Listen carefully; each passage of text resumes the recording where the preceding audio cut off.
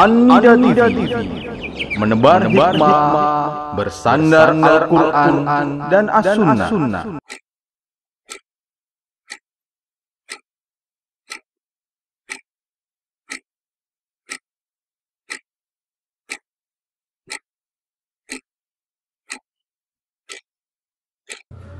Assalamualaikum warahmatullahi wabarakatuh.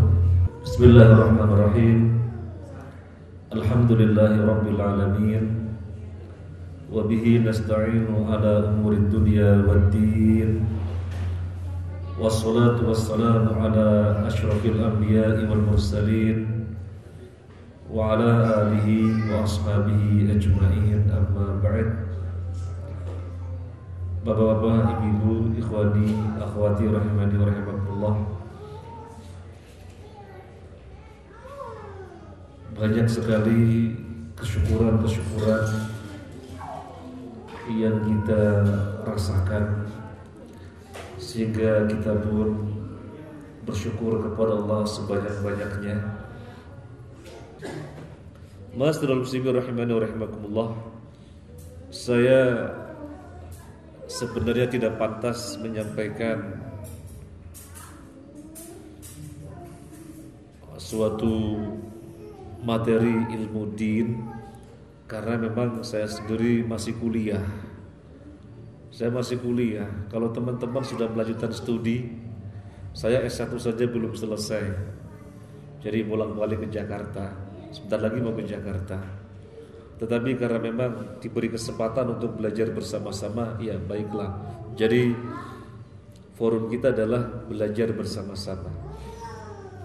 Kita akan mempelajari tema yang sangat mendasar, yaitu bagaimana seharusnya beragama. Barangkali ada yang belum kenal, selama ini hanya dapat majalah Fitrah misalnya, tertulis Muhammad Nur Yasin. Ya, saya memperkenalkan diri, ini orangnya Muhammad Nur Yasin, hitam, pendek, pesek gitu ya. Nah, inilah orangnya ya. Nah, tapi semoga masuk surga sebagaimana tadi dibahas oleh Ustaz Ahmad Jamil. Di sana nanti penuh kenikmatan, nggak ada kekurangan. Iya, jadi nggak ada istilah pendek lagi, nggak ada.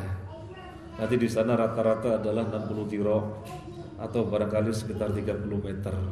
Jadi gak usah khawatir seperti Pak Yasin yang pendek. Insya Allah kalau masuk surga nanti di sana sempurna. Bagaimana seterusnya beragama? Kita mulai dari slide yang pertama. Untuk bikin kue donat harus mengetahui caranya, terlebih untuk beragama. Kita semua mengetahui kue donat, kue yang sangat simpel. Meskipun begitu, seandainya kita tidak mengetahui cara membikinnya, lalu kita memaksakan membikin, mesti tidak jadi. Atau bisa saja jadi, tetapi rasanya gak karu-karuan. Atau bisa saja rasanya enak, tapi bentuknya gak menarik. Padahal itu kue yang simple. Ternyata harus diketahui ilmunya. Apalagi di dalam masalah agama. Permasalahan di dalam agama tidak sesimpel donat. Tapi permasalahan agama adalah permasalahan yang kompleks. Permasalahan yang sangat banyak. Tentu lebih utama lagi untuk diketahui ilmunya.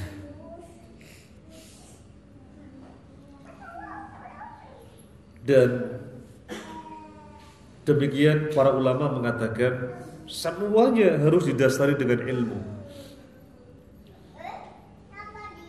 Sehingga Imam Al-Bukhari di dalam menyusun kitab sahihnya, di sana ada bab yang diberi judul Al-ilmu qabla al-qaul wal amal.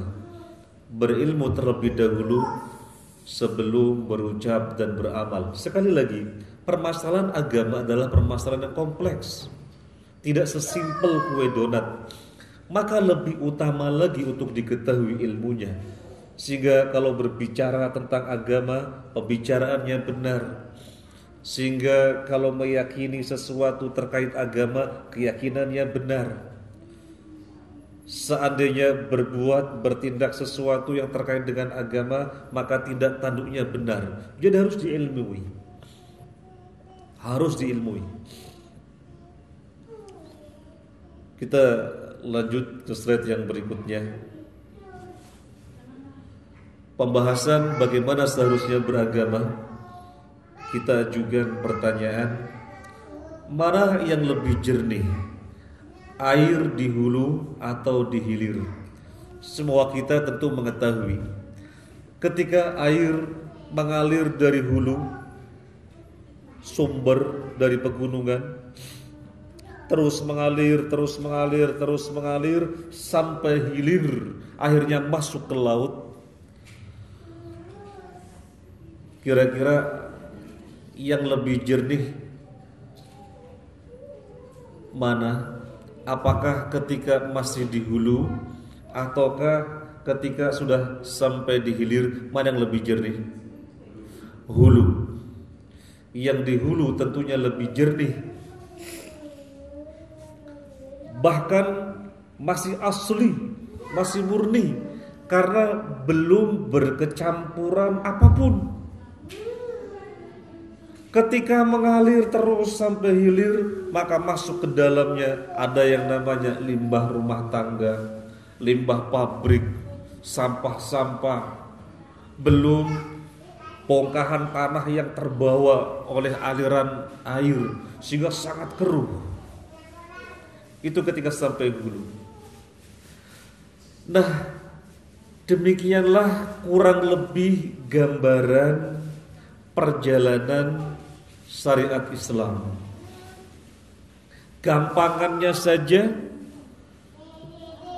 syariat Islam yang dibawa oleh Nabi Sallallahu Alaihi Wasallam ini kita hitung dari hijrahnya beliau. Ini gampangannya saja, kita hitung dari hijrahnya beliau. Jadi sampai sekarang perjalanan syariat Islam sampai ke zaman kita ini sudah 1436 tahun, alias sudah kurang lebih 15 abad.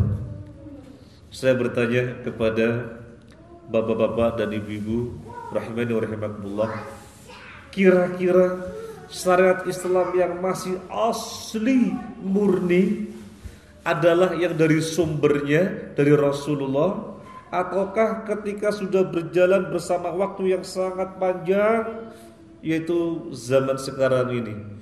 Kira-kira mana ajaran syariat Islam yang masih asli, yang dari Rasulullah, apa yang sudah berjalan bersama waktu yang sangat panjang? Mana yang lebih asli?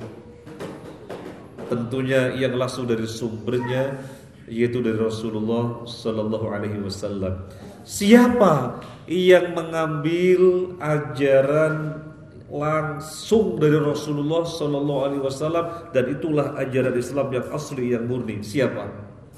Para sahabat.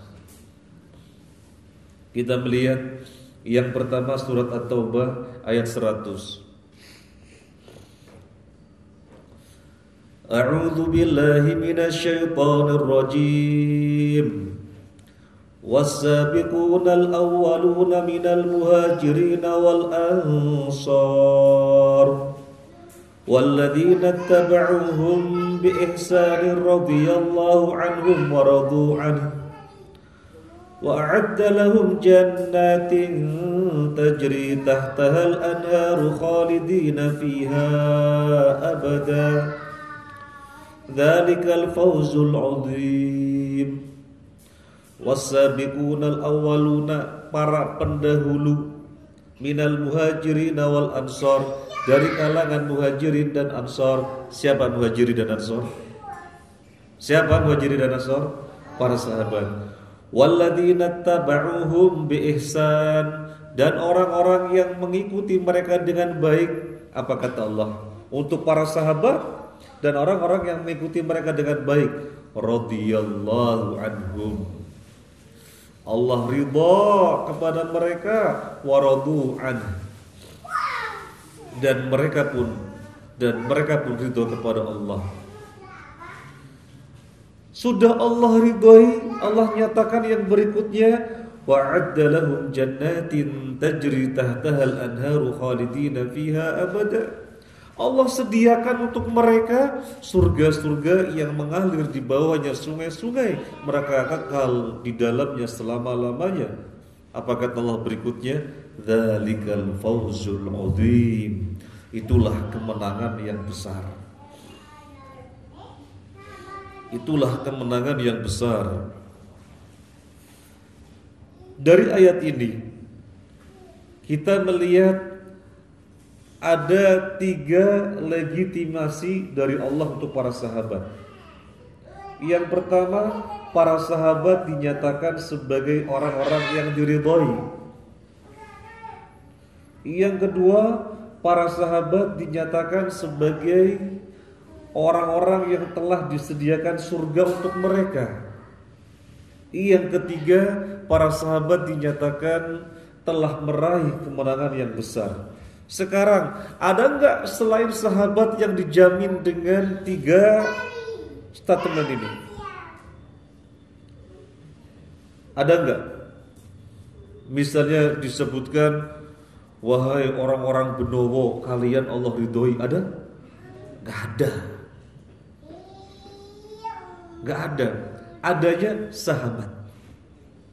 Adanya sahabat. Oleh karena itu sangat gamblang bagi kita, tidak susah bagi kita. Kita pengen diridhoi apa enggak? Iya. Ikuti jalannya orang-orang yang sudah diridhoi. Kita pengen disediakan surga apa enggak? Iya. Ikuti saja orang yang sudah dijamin surga. Kita endingnya hidup ini, di mana hidup ini adalah ujian, darul bala, tempat ujian. Ada nggak kepastian kita nanti endingnya dengan kemenangan? Siapa yang menjamin? Tidak ada yang menjamin, tidak ada yang menjamin. Tapi para sahabat dijamin. Allah telah menyatakan dzalikal fawzul 'adzim. Oleh karena itu kalau kita pengen menang, ikuti saja orang yang telah dinyatakan menang. Nah, dari sini sudah mulai kelihatan bagaimana cara kita beragama, bagaimana seharusnya beragama. Ikuti orang-orang yang di dalam beragama masih asli, masih murni, yaitu siapa? Para sahabat. Para sahabat. Berarti kajiannya sudah selesai? Selesai. Nah, sudah selesai. Pertanyaannya kan, bagaimana seharusnya beragama? Ikuti para sahabat. Sudah selesai. Kita tutup. Kita tutup. Sudah selesai. Caranya, nah ini, jangan buru-buru. Kita sudah mengetahui bahwasanya para sahabat mendapatkan 3 legitimasi dari Allah. Kita pengen seperti sahabat dong. Bagaimana caranya? Ini bagus sekali. Tidak buru-buru, kita lanjutkan. Surat An-Nisa ayat 115. Wa may yushaqiqir rasula min ba'di ma tabayyana lahul huda wa yattabi' ghayra sabilil mu'minina nuwallihi ma tawalla wa nuslihi jahannam wa sa'at masira. Wa may yushaqiqir rasula, barang siapa yang menyelisih Rasulullah sallallahu alaihi wasallam, min ba'di ma tabayyana lahul huda, padahal petunjuk dari beliau sudah sangat jelas bagi orang tersebut. Wa yattabi' ghayra sabilil mu'minina, dia juga mengikuti selain jalannya orang mukmin, maksudnya mengikuti selain jalannya para sahabat. Karena Al-Qur'an diturunkan berangsur-angsur, orang mukmin yang ada adalah para sahabat. Jadi sudah menyelisih Rasulullah, mengikuti selain jalannya para sahabat. Saya ulangi lagi, sudah menyelisih Rasulullah padahal petunjuknya sudah jelas, sangat jelas, menyelisih, mengambil juga selain jalannya sahabat. Apa kata Allah? Nuwallihi ma tawalla. Terhadap orang yang demikian, kami biarkan dia leluasa dengan yang demikian. Mau nyelisih Rasul dan mengambil selain jalannya sahabat, Allah biarkan. Kata Allah, nuwallihi ma tawalla. Kami biarkan dia leluasa dengan yang demikian. Tapi ingat apa kata Allah? Wa nuslihi jahannam. Akan kami masukkan ke dalam jahannam. Wa sa'at masira. Dan jahannam adalah sejelek-jeleknya tempat kembali. Ayat ini sangat jelas, sangat eksplisit, merupakan ancaman dari Allah. Tidak beragama sebagaimana beragamanya para sahabat, diancam neraka. Tidak beragama sebagaimana beragamanya para sahabat, diancam neraka. Kita lanjutkan.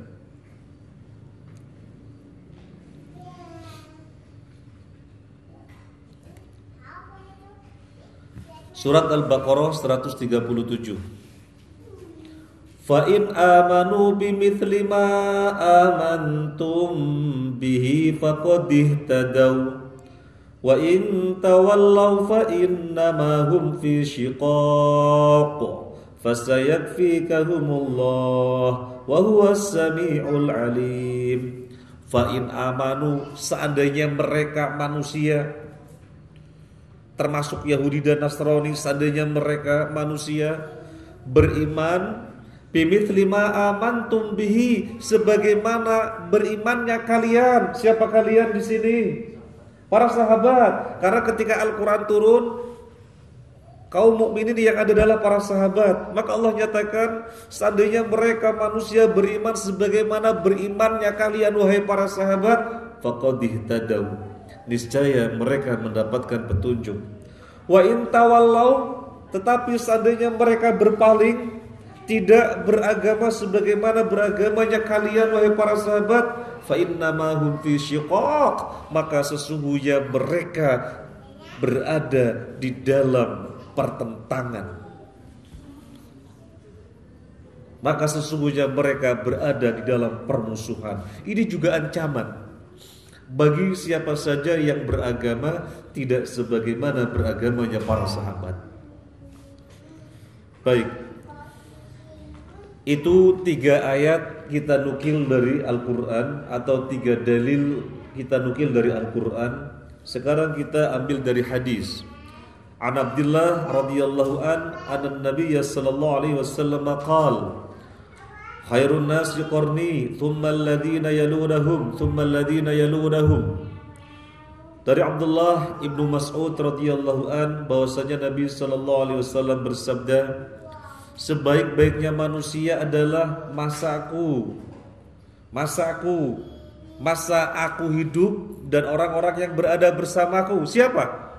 Para sahabat. Tsummal ladzina yalunahum, dan masa setelahnya para tabi'in. Tsummal ladzina yalunahum, kemudian masa setelahnya siapa? Tabi'ut tabi'in. Para sahabat itu santrinya Rasulullah langsung, maka mereka generasi yang paling utama, disusul santrinya namanya tabi'in. Mereka juga generasi yang utama, disusul lagi santrinya namanya tabi'ut tabi'in. Mereka juga generasi yang utama. 3 generasi ini al-qurun al-mufaddalah, 3 generasi yang utama, di mana kemurnian syariat Islam masih terjaga. Karena masa mereka dengan masa Nabi sangatlah dekat. Kemudian berjalan bersama waktu sampai tahun 1436 ini, kotoran-kotoran masuk ke dalamnya, sehingga ajaran Islam yang awalnya murni asli, pakai shod, asli, menjadi keruh. Apa yang memperkeruh? Filsafat masuk, berbicara tentang Allah dengan sudut pandang filsafat, mesti sesat. Saya dulu ketika kuliah yang akhirnya drop out, keluar, bukan dikeluarkan, belajar filsafat, selalu dosen saya sebelum memulai kuliah mengatakan, keluarkan semua paham-paham apapun yang ada dalam benak kalian, termasuk paham Islam, keluarkan. Jadi kosongkan terlebih dahulu, sehingga kita ini kosong, nanti kita objektif memilih isme, memandang isme yang ada, kita akan lihat, kita akan nilai. Dalam hati saya, meskipun ketika itu belum ngaji, tapi berontak. Wong kita sudah nyata yakin Islam itu yang hak, yang benar, kenapa harus dilepas dulu untuk kita soroti satu persatu? Makanya lihat saja orang-orang filsafat. Filsafat itu kebenaran dalam pengertian mereka. Kebenaran adalah apa saja yang dipandang benar, itulah kebenaran. Apa saja yang dipandang benar adalah kebenaran. Sehingga orang filsafat bisa dikatakan semuanya berpaham bahwa semua agama itu benar. Islam itu benar, iya, karena kaum muslimin memandangnya benar. Kristen juga benar, iya, karena orang Kristen memandangnya benar. Hindu juga benar, iya, karena orang Hindu memandangnya benar. Itu kacamata filsafat. Jadi bahaya sekali. Nah, saya katakan di antara yang memperkeruh ajaran Islam sehingga awalnya murni asli menjadi sangat keruh, bahkan sangat jauh dari keasliannya, masuk filsafat, berbicara tentang ketuhanan. Masuk ke dalam ajaran Islam, adat istiadat. Karena begitu akut berada di tengah-tengah kaum muslimin, suatu adat istiadat yang sangat mengkristal di tubuh kaum muslimin, akhirnya kaum muslimin memandangnya itu adalah ajaran Islam. Akhirnya berubahlah dari keasliannya. Apalagi yang memperkeruh, di antara yang memperkeruh ajaran Islam sehingga jauh dari keasliannya adalah dominasi akal atas nas. Akal lebih dikedepankan daripada nas.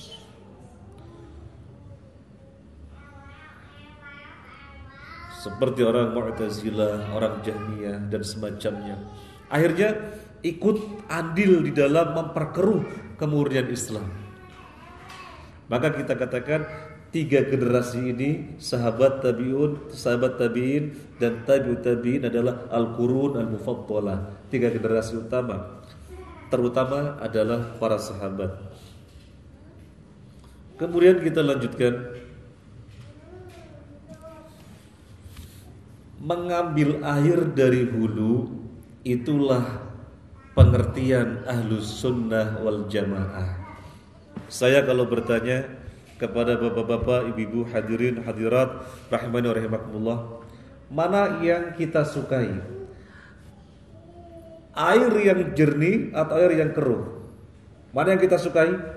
Semua kita mesti menyukai yang jernih. Nah, demikian pula di dalam beragama.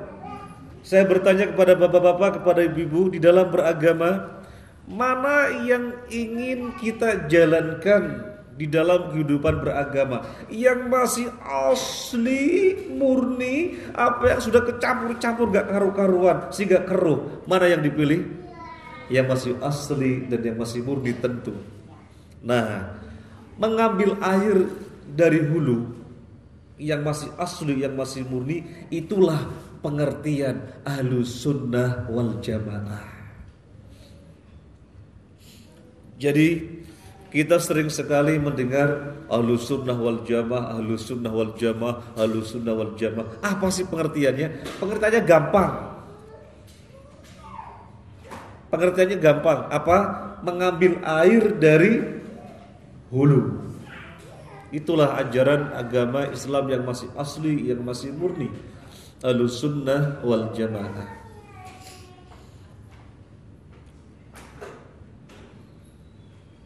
Nah, sebelum kita lanjutkan, Bapak-bapak, ibu-ibu rahimani wa rahimakumullah, kira-kira kita ini ahlu sunnah wal jamaah sejati apa belum sejati? Kira-kira kita ini ahlu sunnah wal jamaah sejati atau belum sejati? Kalau di dalam kita beragama semuanya murni sebagaimana dari sahabat berarti sejati. Tapi kalau belum berarti ahlu sunnah wal jamaah yang belum sejati, KW. Ahlu sunnah wal jamaah KW. Baik, kita lanjutkan.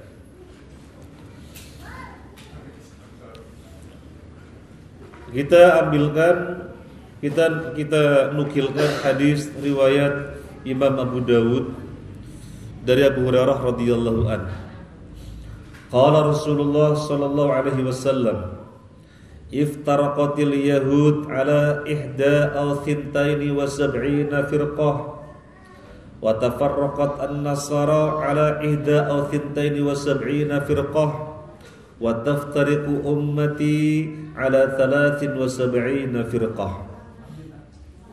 Nabi bersabda, Yahudi telah terpecah belah menjadi 71 atau 72 kelompok.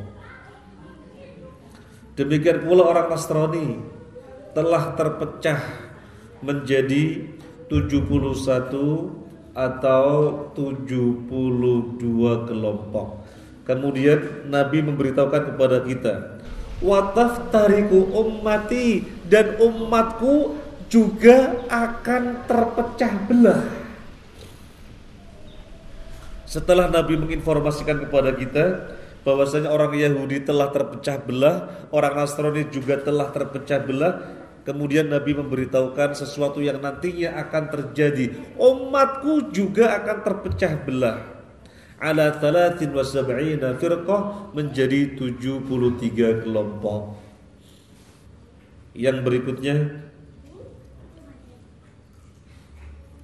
hadis Ibnu Majah dari Auf bin Malik radhiyallahu an, qala Rasulullah sallallahu alaihi wasallam, iftaraqat al-yahud ala 71 firqah. Yahudi telah terpecah menjadi 71 kelompok. Fawahidatun fil jannah wa sab'una fin nar. 71 kelompok Yahudi itu hanya satu yang di surga, 70-nya di neraka. Waftaraqatin nasara ala 72 firqah, fa 71 fin nar wa wahidah fil jannah. Orang Nasrani telah terpecah menjadi 72 kelompok. Dari 72 kelompok itu 71 di neraka dan hanya satu di surga. Siapa satu kelompok dari Yahudi yang dijamin masuk surga? Orang Yahudi yang komitmen dengan ajaran nabinya, Nabi Musa, beriman kepada Nabi Musa, beriman kepada kitabnya, kemudian merealisasikannya di dalam kehidupannya, persis seperti ajaran Nabi Musa. Maka itu satu kelompok Yahudi yang surga. Demikian pula Nasrani terpecah menjadi 72.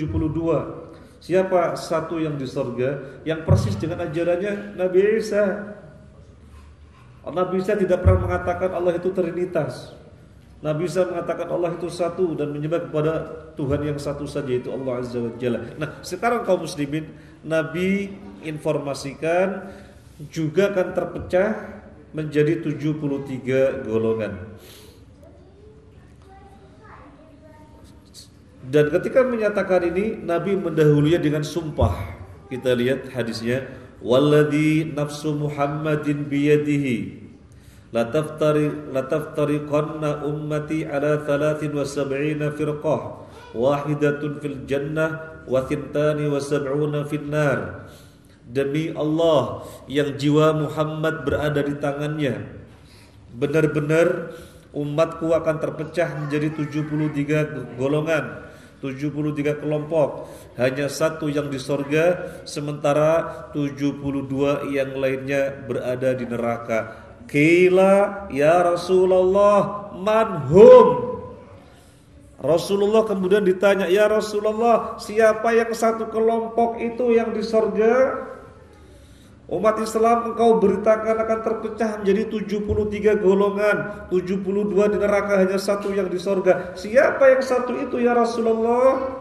Qala al-jamaah. Nabi menjawab, yang satu kelompok itu adalah al-jamaah. Kita lihat dalam riwayat yang lain, At-Tirmidzi dari Abdullah bin Amr radhiyallahu an, qala Rasulullah sallallahu alaihi wasallam. Ini maknanya sama dengan di atas, saya enggak ulangi. Nabi memberitahukan Yahudi telah terpecah menjadi 71,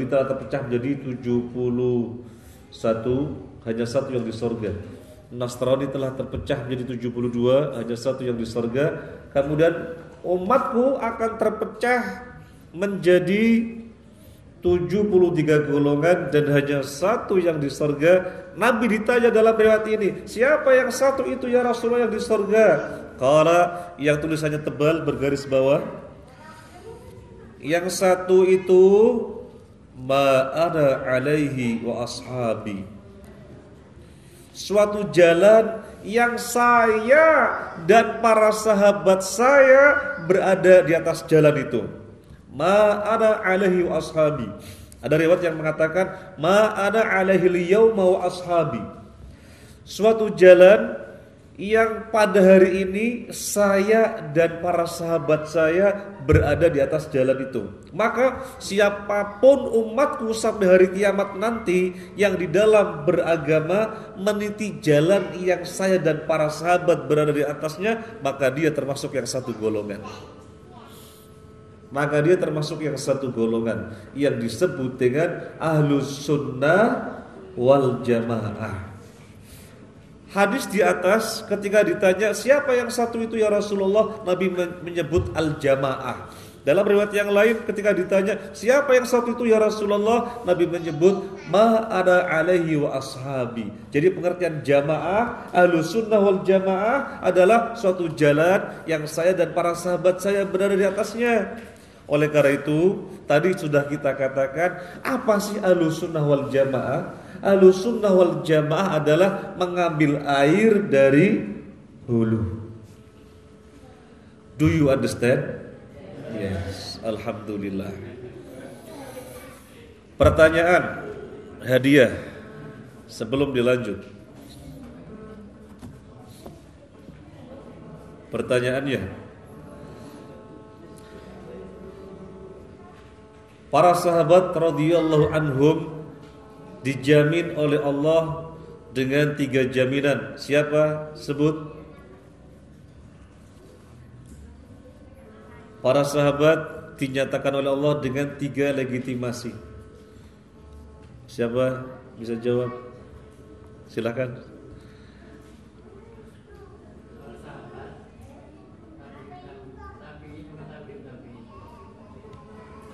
Ada yang lain?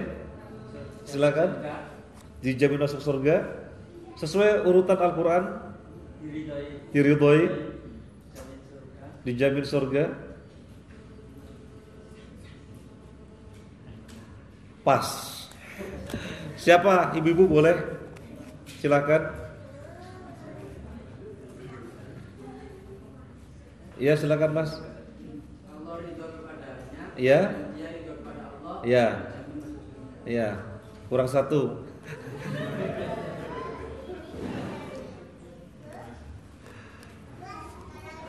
Silakan ibu boleh. Ya Mas. Pertama, Allah ridho kepada mereka. Kemudian yang kedua, dijadikan di surga. Dan yang ketiga, mendapat menang. Betul, 100. Silakan Mas.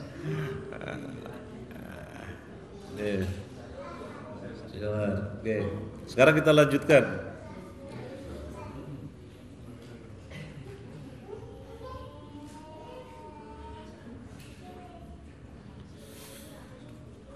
Apa pengertian Ahlus Sunnah wal Jamaah dengan pengertian yang gampang, yang belum angkat tangan.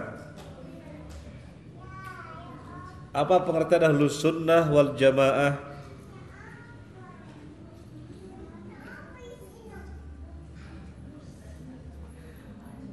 Silakan Pak. Mengambil air dari hulu. Betul Pak, silakan Pak. Nah, wah ini ada yang lainnya Pak. Monggo. Sekarang kita lanjutkan. Dari uraian di atas, maka menjadi lebih jelas lagi bagi kita adalah suatu keniscayaan, adalah suatu keharusan bahwa di dalam beragama kita tidak ada tawar-menawar kecuali harus mengikuti bagaimana para sahabat beragama.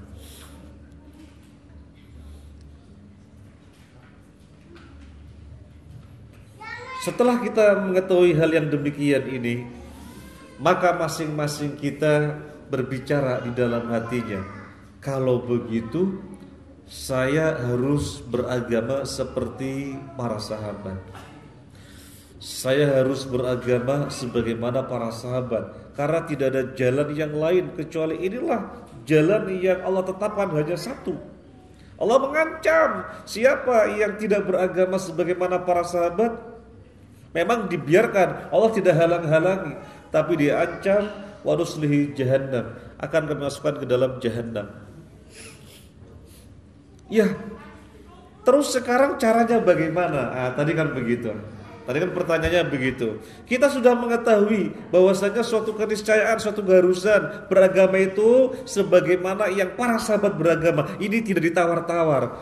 Terus caranya gimana? Kan tadi pertanyaannya demikian. Para sahabat sudah nggak ada, sudah wafat.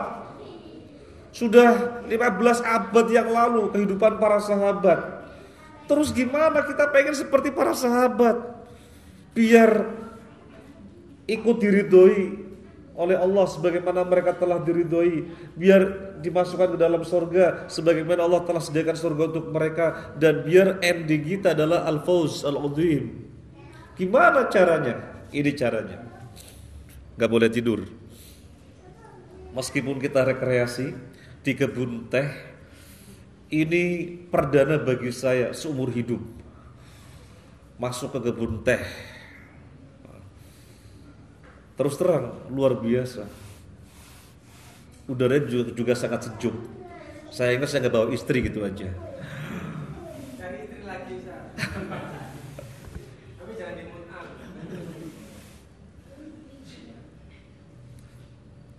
Baik, langsung diprotes sama istrinya. Nah, kita harus mengetahui bahwa secara umum kandungan agama Islam itu ada 3. Secara umum kandungan agama Islam itu ada 3. Ini untuk bisa persis seperti para sahabat di dalam beragama, kita harus mengetahui secara umum kandungan agama Islam itu ada 3. Yang pertama adalah masalah akidah, yang kedua masalah ibadah, dan yang ketiga adalah masalah muamalah. Setelah kita mengetahui bahwasanya 3 perkara ini adalah kandungan Islam, terus gimana biar bisa persis seperti para sahabat? Setelah kita mengetahui inilah kandungan Islam, gimana selanjutnya biar persis seperti para sahabat? Jawabannya adalah untuk masing-masing masalah ini, akidah atau ibadah atau muamalah, kita harus mengetahui kaedahnya. Kalau kita sudah mengetahui kaedahnya, maka di dalam beragama, baik itu akidah, ibadah ataupun muamalah, persis seperti para sahabat. Sekarang kita akan melihat bagaimana kaedah masing-masing untuk 3 masalah ini. Yang pertama, di dalam masalah akidah. Bagaimana kaedahnya? Bagaimana kaedahnya di dalam masalah akidah? Sebelum kita sebutkan kaedahnya, kita sebutkan nas yang mendasari kaedah tersebut. Surat Al-Jin ayat 26 sampai 27.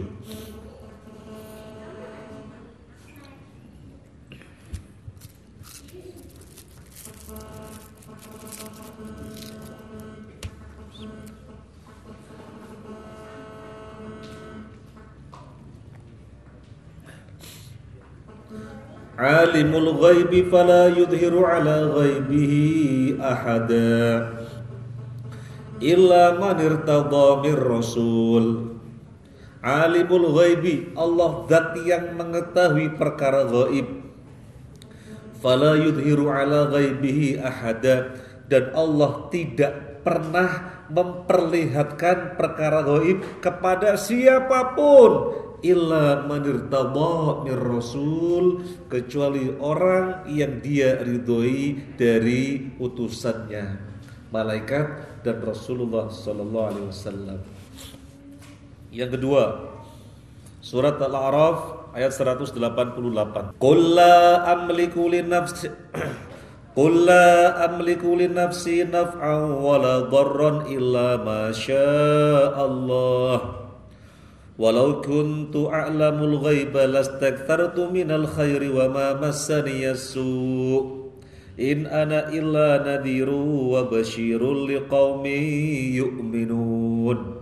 Katakanlah wahai Muhammad, yang dimaksud Nabi Muhammad sallallahu alaihi wasallam. Katakanlah wahai Muhammad, aku tidak kuasa untuk diriku perkara-perkara yang sifatnya manfaat. Artinya aku tidak mampu, aku tidak memiliki kekuasaan untuk mendatangkan perkara-perkara yang manfaat bagiku. Wala dharra, aku juga tidak kuasa untuk menolak mudarat yang menimpa diriku. Makanya kita lihat dalam perang Uhud, bagaimana kondisi Nabi? Kondisi Nabi itu luka parah, kepalanya berdarah-darah dan giginya patah. Ini menunjukkan apa? Nabi tidak tahu perkara gaib. Kalau Nabi tahu perkara yang akan datang, wah sebentar lagi akan ada senjata melayang kepalaku dan akan ada batu kena gigiku. Aku tak menghindar. Nantinya kan gak kena. Itu kalau Nabi tahu perkara gaib. Tapi Nabi tidak tahu apa yang akan terjadi nanti. Nabi tidak tahu.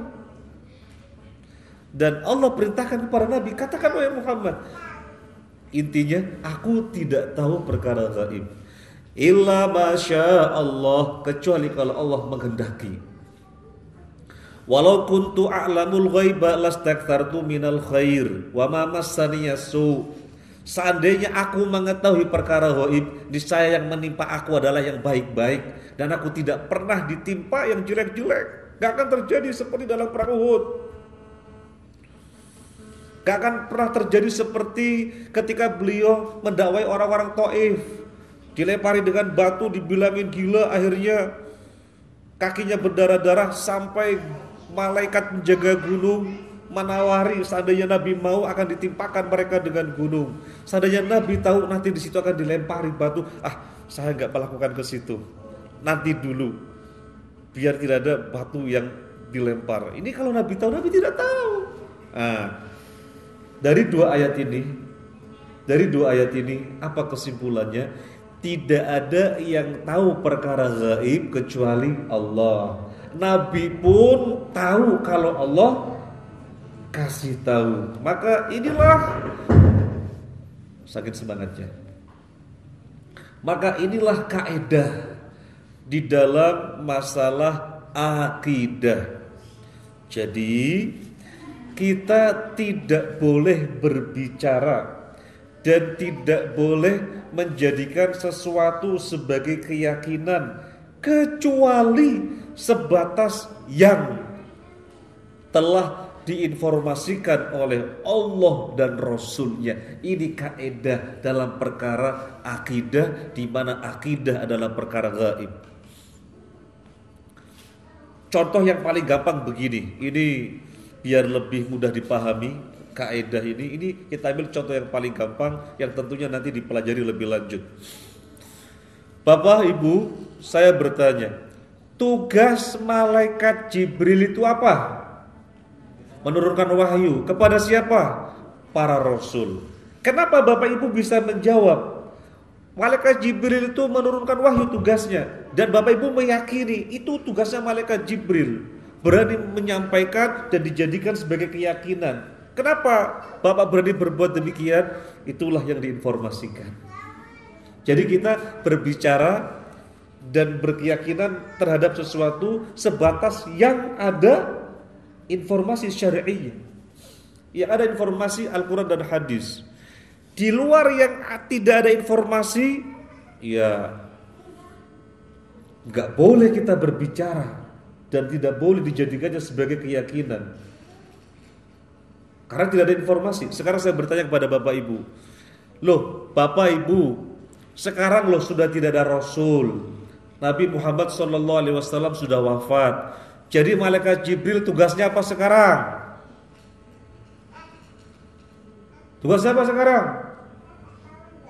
Pak, Bu, malaikat Jibril sekarang tugasnya apa?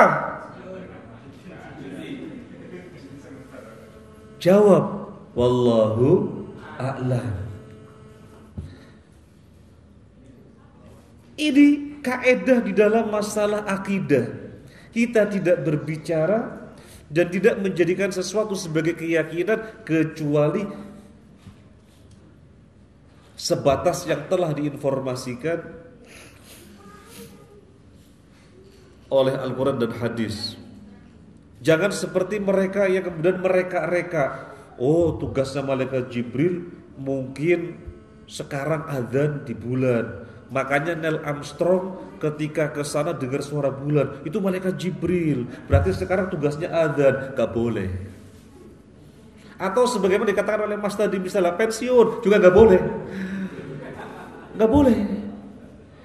Jadi katakan Allahu a'lam.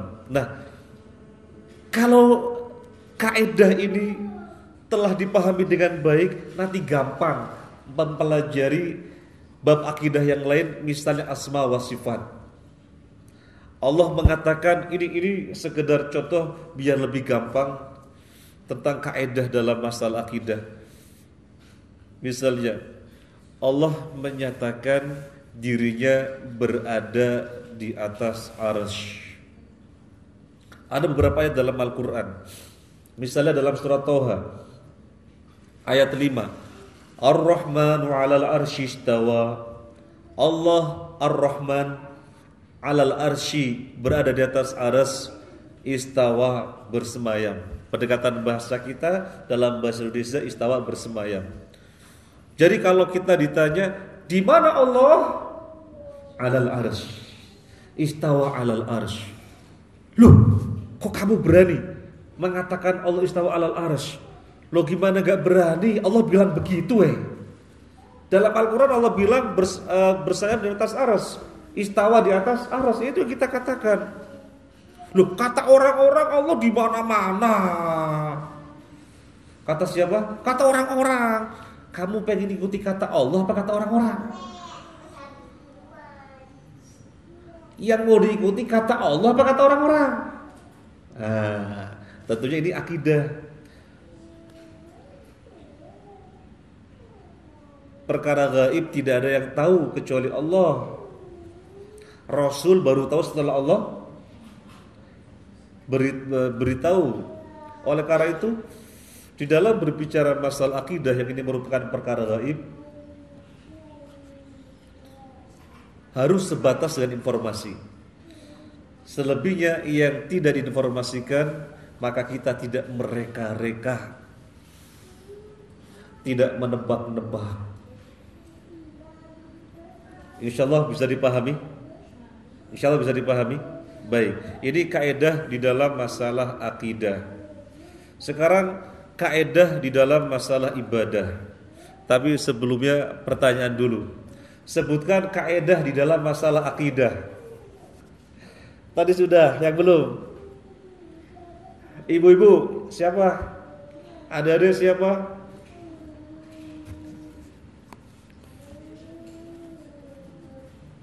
Siapa yang mau jawab? Silahkan. Kita tidak boleh berbicara dan berkeyakinan kecuali sebatas yang telah diinformasikan oleh Allah dan Rasul. Ya, betul. Silakan, Mas. Hadiahnya.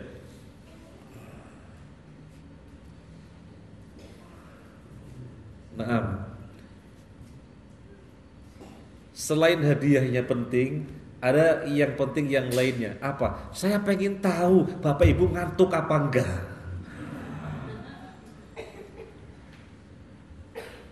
Baik, sekarang kaidah di dalam masalah ibadah. Kaidah dalam masalah ibadah. Al-aslu fil ibadah at-tahrim illa ma dallat dalil ala masyru'iyyatiha. Hukum asal di dalam masalah ibadah itu diharamkan kecuali ada dalil yang mensyariatkannya. Maknanya apa Bapak Ibu? Di dalam masalah ibadah, karena hukum asalnya haram, kita gak boleh bikin-bikin sendiri. Mentang-mentang kita punya duit, mentang-mentang kita punya waktu, mentang-mentang kita punya popularitas, mentang-mentang kita punya jamaah, lantas bikin-bikin ibadah sendiri. Gak boleh. Tapi kan kita harus ibadah. Betul. Terus gimana? Lakukan saja yang disyariatkan. Lakukan saja yang dicontohkan. Saya bertanya kepada Bapak Ibu, tadi kita sudah sholat. Pak, Bu, sholat maghrib berapa rakaat? 3. Ya lakukan saja sholat maghrib 3 rakaat.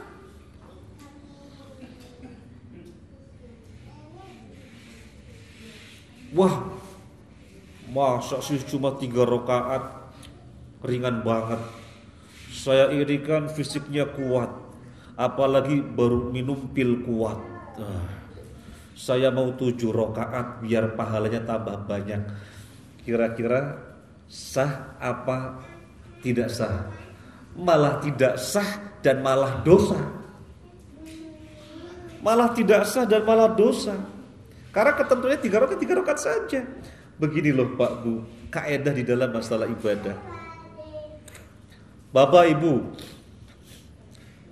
puasa itu ibadah, iya. Puasa apa saja yang kita lakukan, ya lakukan saja yang diperintahkan. Apa puasa yang diperintahkan oleh syariat? Ramadan, Senin Kamis, Daud, 6 hari Syawal. 13, 14, 15 setiap bulan Hijriah. Puasa Arafah. Terus 9, 10 Muharram. Terus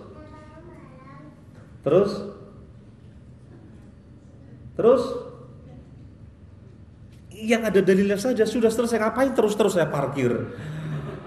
Sudah ada dalilnya saja. Ya ada orang itu puasa biar badannya kebal, biar bisa terbang.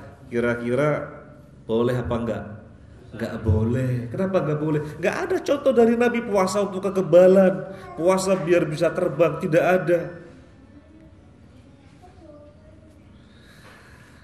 Wah, masa cuma segitu tok?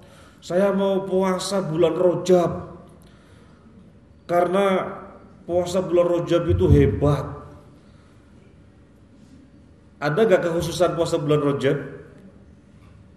Ayo, ada apa enggak? Kalau gak ada petunjuknya, gak ada syaratnya, jangan sudah. Tapi kan kata orang. Loh, mau ngikutin Nabi apa ngikutin orang? Nabi sampean, Nabi Muhammad SAW apa Nabi sampean orang-orang? Gini apa mboten? Gini apa mboten? Saya ini kalau ngomong Jawa bisa, Tapi kalau ngomong Jawa gak iso. Kalau saya ngomong Jawa, bapak ibu gak paham. Tapi kalau ngomong Jawa saya yang gak iso. Soalnya saya ini berasal dari timurnya Jakarta. Isonya, bisanya Jawa. Nah. Kok kayak bego gitu ya? Baik, jadi ini masalah ibadah. Kaidahnya apa? Al-aslu fil ibadah at-tahrim illa ma dalla dalil ala masyru'iyyatiha. Hukum asal dalam masalah ibadah adalah haram kecuali ada dalil yang memerintahkannya. Kita menyeru Allah dengan al-asmaul husna boleh apa enggak? Boleh, karena diperintahkan. Walillahil asmaul husna fad'uhu biha. Allah memiliki al-asmaul husna, serulah Allah dengan al-asmaul husna tersebut. Qulid'ullaha awid'ur rahman ayyamma tad'u falahul asmaul husna. Ini menunjukkan kita diperintahkan menyeru Allah dengan al-asmaul husna. Ya Allah, ya Rahman, ya Rahim, irhamna. Ya Allah, innaka antar razzaq dzul quwwatil matin, urzuqna rizqan halalan thayyiban wasi'an mubarakan. Ya Allah, ya Hayyu ya Qayyum, bi rahmatika nastaghitsu, aslih lana sya'nana kullah wa la takilna ila anfusina tarfata 'ain. Jadi memanggil Allah dengan al-asmaul husna itu diperintahkan, maka lakukan, ini ibadah. Sekarang pertanyaannya, boleh enggak membaca ya Latif, ya Latif, ya Latif, ya Latif 777 kali, 7? Boleh enggak? Loh, kenapa enggak boleh? Karena tidak ada ketentuan membaca ya Latif, ya Latif, ya Latif sekian kali, enggak ada. Kalau membaca tidak ditentukan silakan saja. Tapi membuat ketentuan, wahai kaum muslimin, boyao kalau kalian pengen ini, baca yo ya Latif sekian kali. Kalau misalnya hari ini gak bisa dibaca dengan ketetapan 777 kali, 7, besok dirapel. Ternyata besok juga gak bisa membacanya, nanti hari ketiga dirapel. Jadi 777 kali, 3, 7 dikali 3. Akhirnya berat. Di Ponorogo, mohon maaf saya sebut daerah, ada dari Ponorogo. Di Ponorogo ini ada seseorang yang mewajibkan zikir dan menetapkan bilangannya. Membaca la ilaha illallah sekian kali setiap ba'da sholat. Kalau nggak salah 165 kali setiap ba'da sholat. Duhur, asar, maghrib, isya, subuh 165 kali 5. Kalau hari ini ada yang kelewatan, nanti dirapel besoknya. Kalau kelewatan juga karena belum berkesempatan, dirapel besoknya. Dia nggak pernah berkesempatan karena sibuk sekali, numpuk, punya utang membaca la ilaha illallah. Akhirnya apa Bapak Ibu? Dia loncat ke dalam sumur, stres. Ini kisah nyata. Nah, baca la ilaha illallah boleh apa enggak? Boleh. Ditetapkan sekian kali? Enggak boleh. Kenapa? Karena itu bikin-bikin. Sementara ibadah kaidahnya bagaimana? Hukum asalnya haram. Oleh karena itu lakukan saja yang diperintahkan. Jangan bikin-bikin. Ibadah yang mana? Apa saja yang disebut ibadah? Semuanya.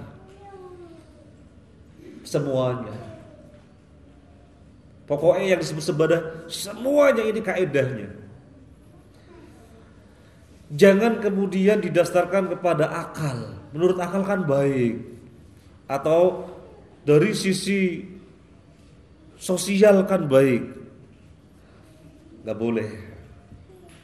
Intinya harus ada petunjuknya, yaitu saja. Gak boleh dari sisi akal, dari sisi sosial kemasyarakatan, gak boleh.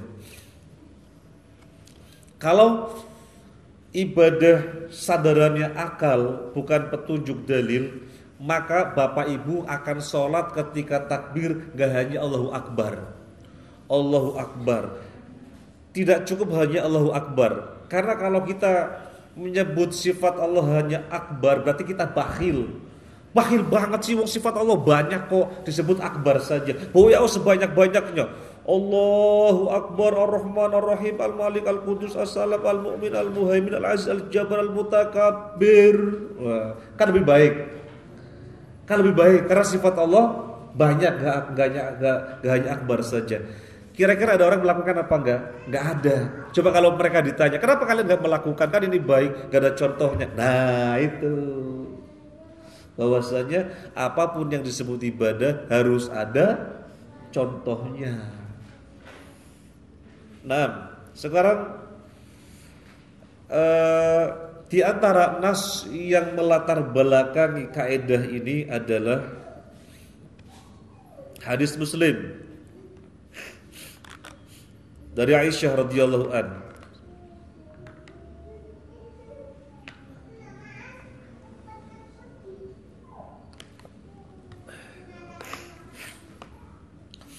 Man amila amalan laisa alaihi amruna fahuwa raddun. Barang siapa yang melakukan suatu amalan dalam agama, maksudnya yang tidak pernah ada contohnya dari kami, maka tertolak. Kemudian sekarang masalah yang ketiga. Apa masalah yang ketiga? Masalah muamalah. Kurang 10 menit. Sekarang dalam masalah muamalah, apa kaedahnya? Nah, ini kaedah dalam masalah muamalah. Muamalah yang dimaksud adalah urusan dunia. Muamalah yang dimaksud adalah urusan dunia. Apa kaedahnya? Al-aslu fil muamalah al-ibahah ila ma dallat dalil ala tahrimiha. Hukum asal di dalam masalah muamalah itu leluasa kecuali ada dalil yang mengharamkannya. Jadi dalam masalah urusan dunia leluasa selama tidak ada dalil yang mengharamkannya. Mau pakai baju, silakan leluasa, ini urusan dunia. Mau pakai baju dari sisi warna putih ke, coklat ke, hijau ke, biru ke, hitam ke, terserah. Yang terpenting untuk laki-laki jangan memakai warna merah khalis, merah yang polos. Nah, berarti larangannya sisi warna merah yang polos. Dari sisi bentuk terserah. Mau pakai baju koko model Cina katanya saya nggak tahu. Mau pakai baju gamis model Pakistan. Mau pakai baju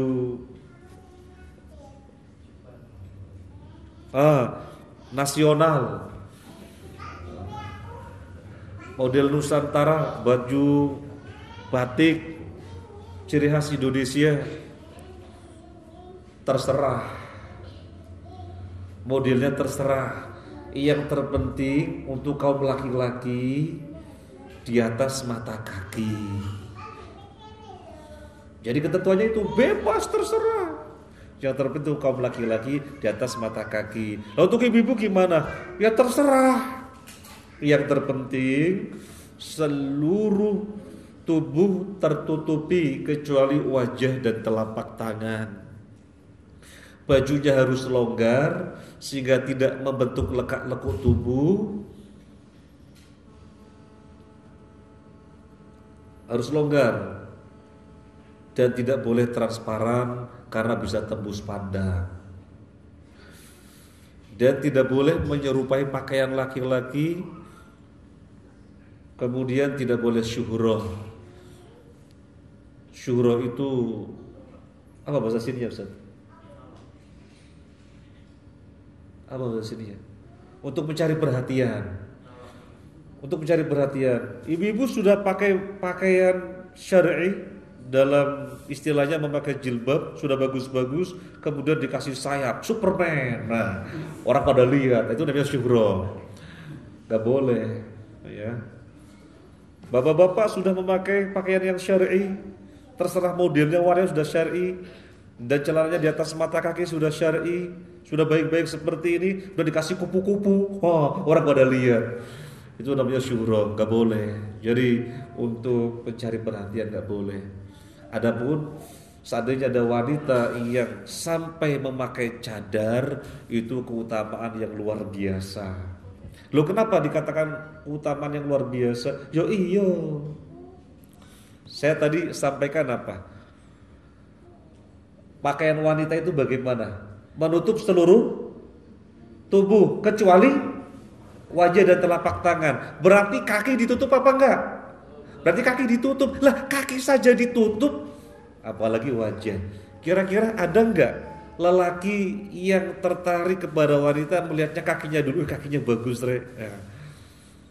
Rata-rata laki-laki tertarik kepada wanita ketika mau meminangnya atau ketika nazar melihatnya apa?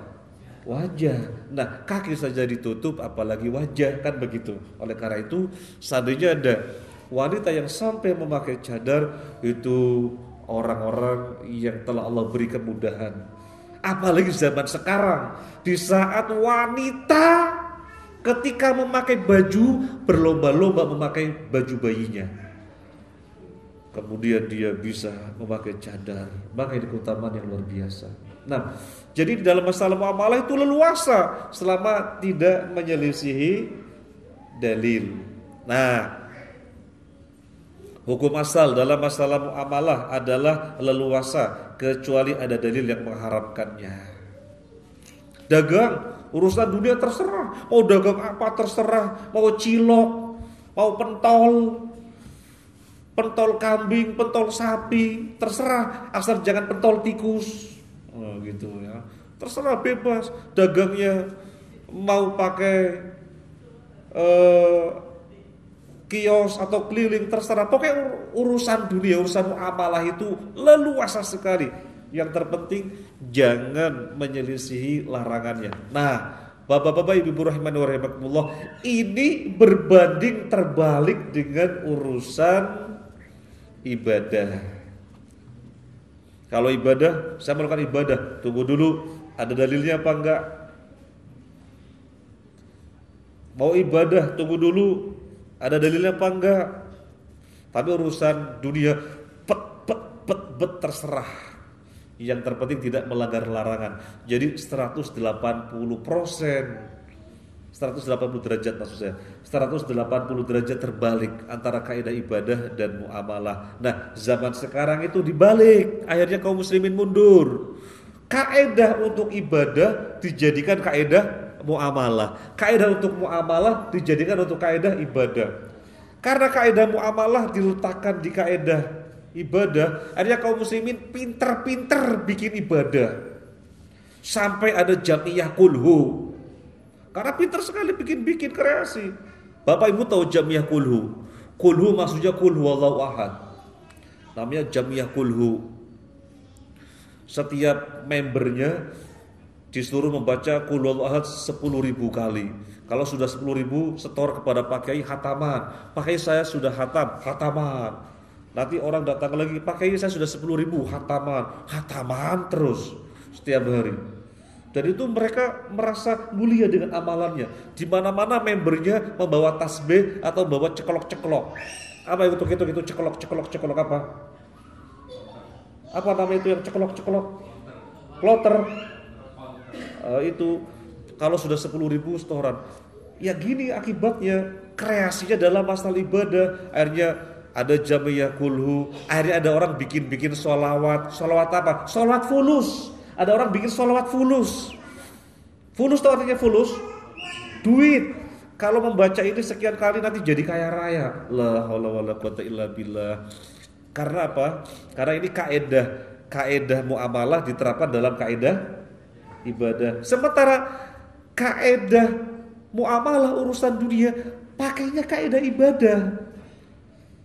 Akhirnya kaum muslimin mandek, stagnan. Akhirnya tidak ada penelitian, tidak ada pengembangan perindustrian, perkebunan, pertanian. Akhirnya apa? Perindustrian kalah, teknologi kalah, perdagangan kalah, sampai pertanian pun yang negeri ini katanya negeri agraris pun kalah. Gara-garanya apa? Memakai kaidah ibadah mandek stagnan.